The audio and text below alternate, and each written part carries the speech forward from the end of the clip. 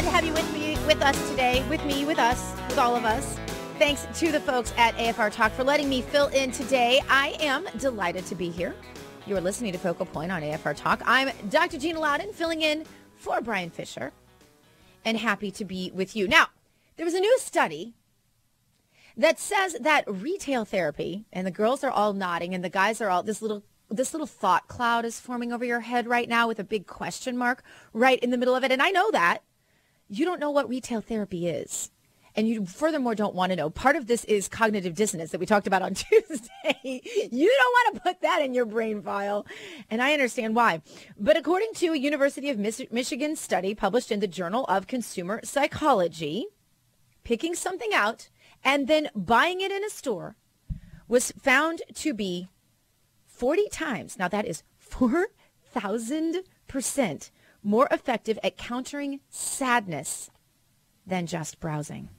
In fact, the shoppers in the study were 3 times less sad than non-shoppers. That's 300%, saying that shoppers are happier people. And the wives are going, ooh, we're twirling our little handlebar mustaches thinking, whoo, we could make some major mileage with this in the checkbook, right? I'm going to bring you back down to earth here in a minute, though, so hold on. But it is interesting because it is the same part of the brain that actually turns people to alcohol and food addictions and worse, drug addictions, other things.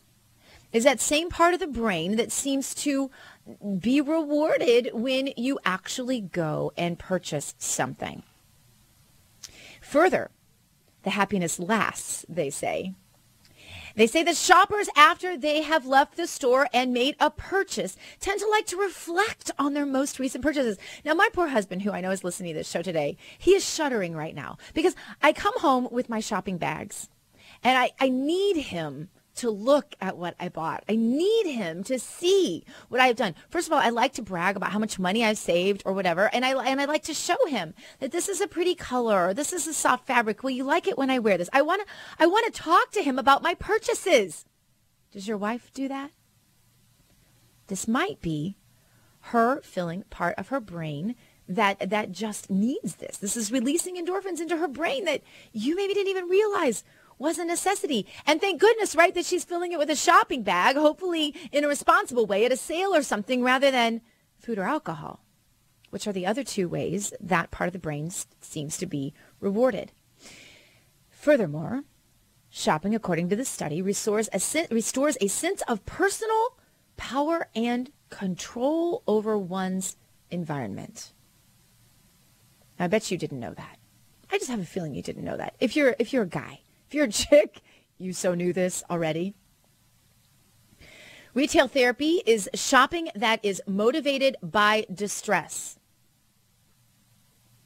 And I want to speak to this for a moment because even though I believe that there is probably a sense of control and a sense of empowerment and an ability to be happier. I get all that. The study says that. Probably funded by Bloomingdale's. I'm just going to let you know how this whole science thing works. It depends on who funded it, right? You get that. Because I know you're a smart audience. And while I'll say that it is better than overeating or alcohol consumption in relationship to stress, I want to say this too. There are some other indexes you can look at to balance this question. I want to ask the scientists in this study my own question. I want to ask you this. Why do you suppose it is that at the same time as our national debt has increased, our happiness index has lowered and lowered and lowered? Why do you suppose that might be? Is that not related to this same consumerism, the same hunger for grabbing and materialism and having things rather than a spiritual discipline of having what you need? So for those who are out there who encounter this need that apparently many of us, especially women, but many of us, even men, tend to encounter. Men don't realize it as much, and men find other ways to provide endorphins to that part of the brain. But they do feel it too. there are a couple of tips I have. I want you to keep in mind that your bank account is like your calorie account. And so one thing that I do, I keep a little tiny journal. My girlfriend gave it to me. It has become such a huge part of my life now. I can't believe I existed without it. Every day where I just write down significant things that happen. And I write down what I eat generally. I don't have to always put the calorie count because that can get monotonous. But I write down what I ate and I write down what I spent that day. And I keep a going list up in the right-hand corner. You can do it however you want in this little journal. An ongoing list of things that I want. And I check them off. And I not only check them off, I write down how it makes me feel after I have them. So I can have a little bit of perspective on, I really, really, really wanted this. And I got it. And how do I feel about it this much later? Now, that does two things. That accomplishes that reflecting on your most recent purchase endorphin situation. So I can look back at that purchase. And if I don't have it in the budget to go and spend money on the next thing I want on the list, I can always look back at the last thing I bought and say, hey, I'm still enjoying this, right? But it also helps me realize that, like anything in life, the things we have, we tend to take for granted. And it gives me perspective on the things that I think I want. So I would recommend keeping a food and shopping journal, or just a general endorphins journal, you can call it, because this is the deal. It's the same thing. The discipline you need to keep money in your bank account is the same discipline you need to not take in more calories than you need or more alcohol than you need, which, by the way, I also record in that. So I would recommend that. And I would keep in mind that as our debt has gone up in this country, our happiness factor, as they tend to call it, has gone down. Calories and debt do indeed add up. And ask yourself this too. How might your life be better? I would write this down in your journal. How might your life be better if you owned fewer material possessions? I can speak to that. Because I moved from a state where I could afford to have a huge house to a state where I can barely afford to have a house at all. I live in California now. Crazy-fornia, as we tend to call it.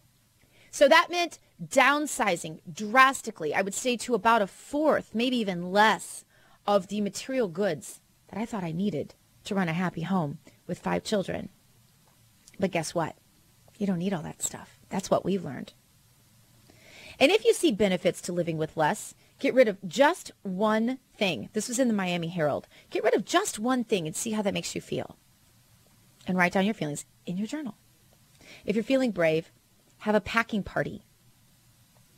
Invite friends over. Put things in bags to give them away. And now with every new item you buy, ask yourself, will this add value to my life? So it's not about the happiness factor. Do you understand this? It's really about the value factor, because you can get endorphins in a lot of ways: food, alcohol, drugs, love, shopping, lots of things. But the value factor, what is the value it adds to your life? I'd ask you to ask yourself that question. And I would be willing to bet that Michelle Obama did not ask herself that question before she wore her $12,000 dress to her big party the other night. We have a clip from that. Jeff? What does a dress like that cost? Well, first of all, I love the dress on her because I think it's so elegant. It's so simple. I mean, that shape is what we call the princess shape. It's got that sort of poof at the bottom, but it's very sort of billowy at the same time. It's strapless. I think we want to call that French blue, maybe, to tie into the evening. I was calling it French slate blue or something, but definitely. I think some people might call it periwinkle, and it's got this sort of jet bodice and everything, and I think it's really pretty. But a dress like that from Mrs. Herrera could potentially run up to almost $10,000. Yeah, well, others said it was closer than $12,000 for Michelle Obama's dress. And I'm just curious. I don't know if, normal people like you and me, we have this thing called a conscience. And it bothers us to think of our children paying our bills, for example. I don't want my children to ever have to pay my bills. Therefore, if I were First Lady of the United States, and I'm sure you feel the same way, if you were First Lady of the United States, and more power to her for whatever she's done to get there. If I were First Lady of the United States, I would have a big problem wearing a $10,000, $12,000, heck, wearing a $5,000 dress. Let's just put it there. I would have a big problem wearing a $10,000 dress and taking lavish vacations all over the world with my daughters, while the rest of the daughters in the country were paying the bills. Now, I don't know this because I haven't heard Michelle Obama speak much on policy, But my guess would be that she is in favor of raising the debt ceiling, along with, it seems like, most of the power elite in Washington, D.C. And we're going to talk about that with the senator coming up here in this next segment. But how could you be for raising the debt ceiling and putting on your own children more debt so that you can have lavish parties and fly around the world with your daughters on a jet? And there's Camp David right there. Why can't they just go there? Heck, they live in the White House. That is a vacation. Close the curtains for a day and just be together as a family. Do you really have to travel all over the world? Do you really have to put a $12,000 dress in the faces of little girls out there that now think that's the goal, Michelle Obama? Because that's exactly what you've done here. In order to make yourself feel special and good, you have put a $12,000 dress out in front of little girls across the world and said, this is the goal.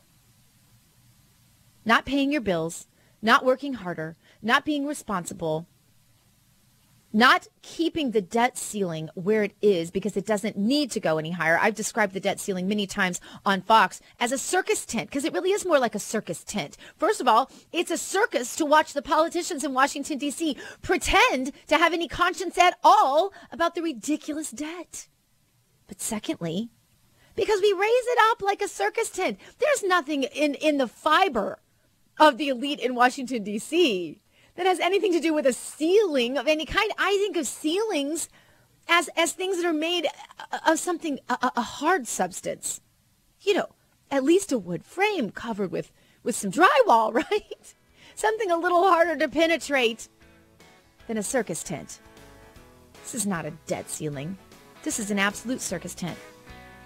And our next guest, Senator Chris McDaniel, says he wants to do something about that. He wants to join the ranks of Ted Cruz, Mike Lee, Rand Paul, and others who want to put a stop to the insanity, even if Michelle Obama is going to be buying $12,000 dresses.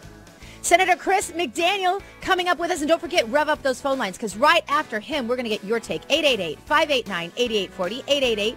888-589-8840 is the number after Senator Chris McDaniel. Our guest coming up next, he, of course, is the Mississippi state senator looking to become a U.S. senator. You're not going to want to miss what he has to say, his message to the elites in Washington, D.C. coming up. Stay with us on Focal Point right after this.